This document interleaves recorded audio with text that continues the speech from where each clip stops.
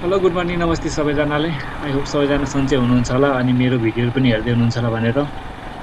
म चाहिँ recently बर्दिवासबाट काठमाडौँसम्म BP highway हुँदै यात्रा गरेको थिएँ। 2021 साल असोज 12, 13, 14 गते आएको भीषण बानीको कारणले गर्दाखेरि चाहिँ बिपी हाइवे चाहिँ धेरै ठाउँमा बिग्रेको छ। स्पेसियल्ली पुलकोटबाट भगुन्डे बिसीसम्मको सेक्सन चाहिँ एकदमै धेरै बिग्रेको छ। पुलकोटको क्षेत्रमा चाहिँ त्यति धेरै क्षति गरेको छैन, तर मुलकोटबाट माथि चाहिँ एकदमै धेरै क्षति गरेको छ। लगभग 20-25 ठाउँमै डाइभर्जन छ अनि डाइभर्जन भएको ठाउँमा वान वे छ, त्यस कारण एकदमै धेरै जाम हुन्छ।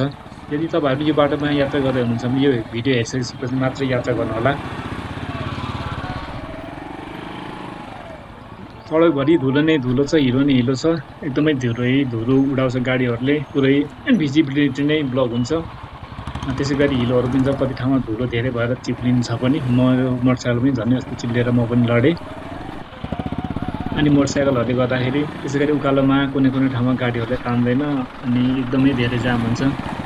मोटरसाइकलमा यात्रा गर्नुहुन्छ भने चाहिँ ठिकै छ, एक्लै हुनुहुन्छ र सक्ने छ, यङ मान्छेहरू छ भने चाहिँ दुईजना यात्रा गरे पनि आउन सकिन्छ। तर यदि बिरामी छ, महिलाहरू छन् र बच्चाहरू छ भने सकेसम्म यो बाटोको यात्रा चाहिँ नगर्नु भए नै उपयुक्त हुन्छ। वान वे खुले पनि बसमा पनि यात्रा नगर्नु भए हुन्छ, एकदमै धेरै नै जाम हुन्छ, घन्टौँ घन्टासम्म जाम हुन्छ। त्यही त हो नि नेपालीहरूको बानी, कसैमा धैर्यता हुँदैन। जो सक्यो त्यसैले जति सक्दो चाँडो छिराउने हो अनि अगाडि गएर जाम हुन्छ। बाटोमा झरेको त हिलोहरू पनि राम्रोसँग पन्चाइसकेको छैन। रुखको हाँगाहरू, जराहरू एकदमै धेरै छ बाटोभरि। त्यसकारण पहिले 2टा गाडीहरू पास हुन्थ्यो भने अहिले 2टा गाडीहरू पनि पास हुन चाहिँ एकदमै गाह्रो छ।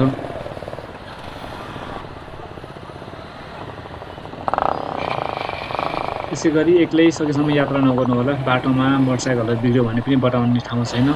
मुलकोटबाट भगुन्डेबेसीको लगभग 12 किलोमिटर खण्डमा अधिकांश ठाउँमा चाहिँ लो गियर अनि हाफ क्लच लिएर बाइक गाडीहरू चलाउनु पर्ने हुन्छ। त्यसले गर्दाखेरि तपाईँको गाडी बाइकहरूमा समस्या आउन सक्छ।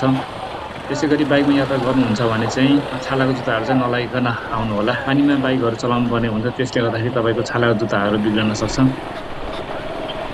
यो बाटोमा हिँड्नुपर्छ भने चाहिँ बाइकलाई चाहिँ सर्भिसिङ गराएर आउनु होला, नत्र बाटोमा वर्कसपहरू पाउन अलिकति गाह्रो छ।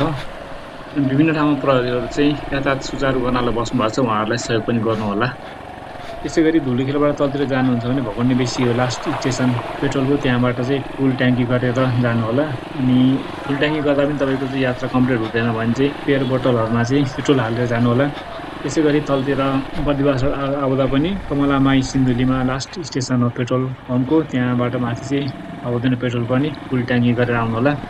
कमलामाईको सबभन्दा तलको त्यो पेट्रोल पम्पमा चाहिँ अनलाइन पेमेन्ट पनि नहुने रहेछ, त्यसकारण क्यास बोकेरै हिँड्नु होला तपाईँहरू पनि। त्यो मैले पनि अनलाइन पेमेन्ट गर्नु खोजेको मानेन। त्यसपछि एकजना दाइले चाहिँ म पेमेन्ट गरिदिन्छु भनेर उहाँको अकाउन्टमा मैले ट्रान्सफर गरिदिएर उहाँले चाहिँ क्यास पेमेन्ट गरिदिनु भयो। उहाँलाई धेरै धेरै धन्यवाद यही भिडियो मार्फत दिन चाहन्छु। उहाँको अडियो नाम त मैले बिर्सेँ, तर उहाँको पछाडि नाम चाहिँ सेठ थियो। सायद उहाँ कुनै कर्मचारी हुनुहुन्छ जस्तो लागेको थियो मलाई चाहिँ। यो भिडियोमा लास्टसम्म हेर्नु होला अनि तपाईँहरूले यो बाटो कस्तो लाग्छ, बाटोमा यात्रा गर्न तपाईँहरूलाई सम्भव हुन्छ कि हुँदैन विचार गरेर अगाडि बढ्नु होला। धेरै ठाउँमा खोलाहरू पनि तर्नु पर्ने हुन्छ। धेरै गहिरो त छैन, लगभग घुँडासम्म आउने पानीहरू छ। गाडीहरूले ढुङ्गाहरू पल्टाएर अलिकति अप्ठ्यारो छ, त्यसकारण विचार गरेर सुरक्षित भएर चाहिँ यात्रा गर्नु होला। र यो भिडियो अन्तिमसम्म हेरेर राम्रो सोच विचार गरेर मात्रै बिबी हाइवेको बाटो यात्रा गर्नु होला। अनि यदि मेरो युट्युब च्यानल अहिलेसम्म पनि सब्सक्राइब गर्नुभएको छैन भने कृपया सब्सक्राइब गरिदिनु होला अनि लाइक, सेयर र कमेन्ट पनि गरिदिनु होला है त। अर्को भिडियोमा पुनः भेटौँला, बाई बाई।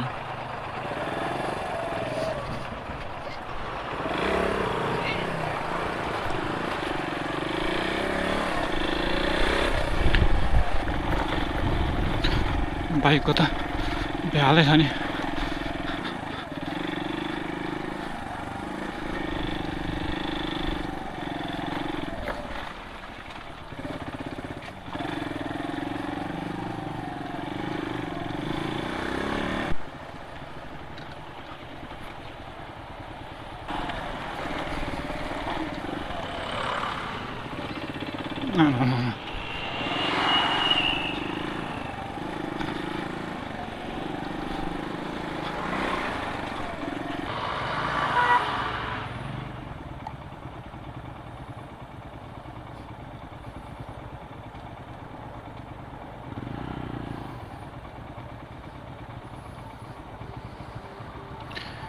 अझै छिनेको कहाँ पुग्छ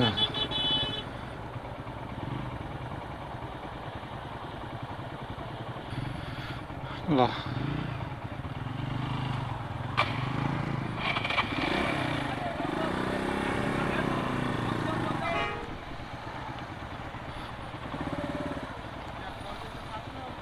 अँ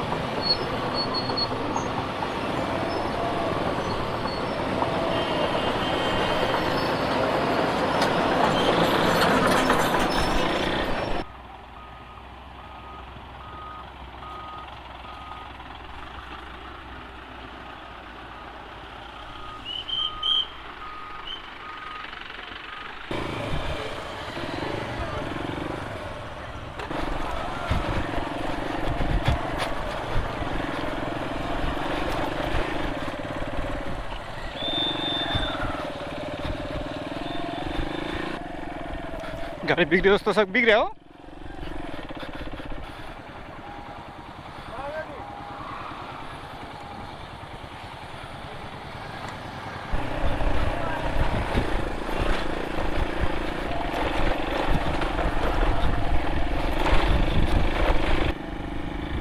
आमामा उता पनि त्यस्तै रहेछ यो ठाउँ मात्रै भएको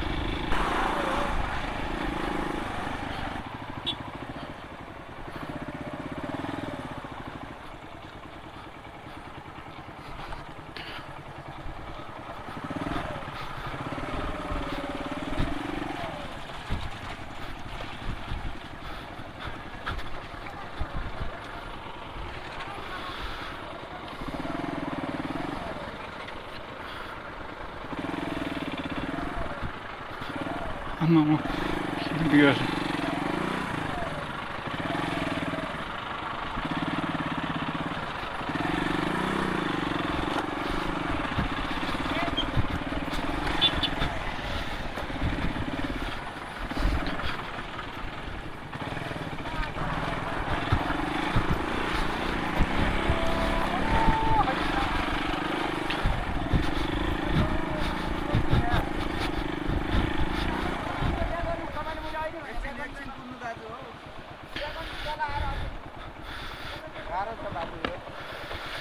गाह्रो छ फोर व्हिलर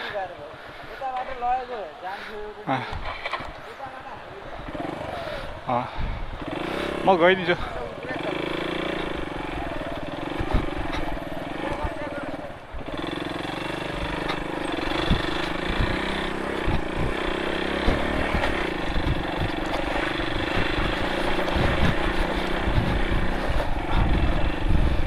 खोला भइसकेपछि थाहा हुन्छ नि अब आम्मामा हेर त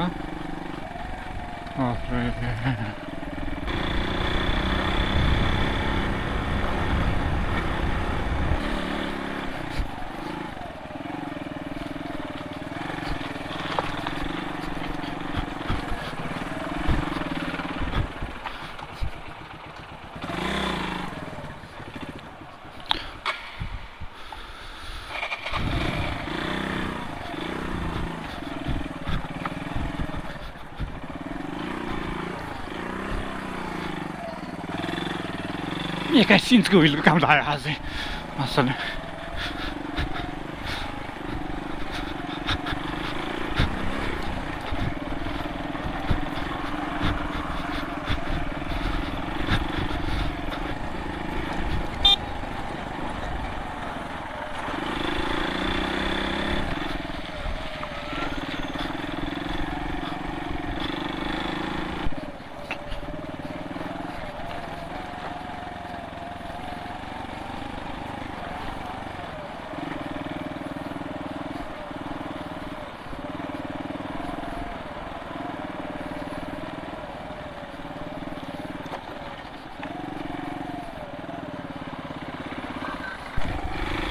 कसरी बाजा ल्याएको मान्छेले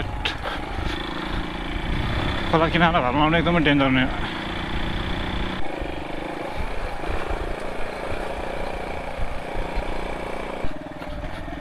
यहाँ पनि पुरै हानेर छ नि त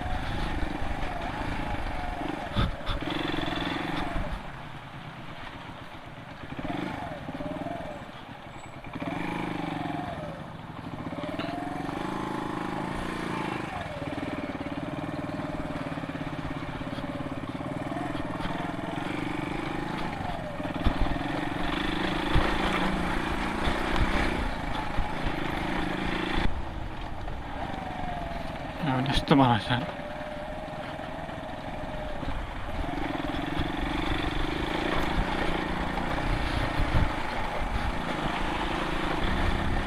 कता कता कुदाउनु पर्यो पनि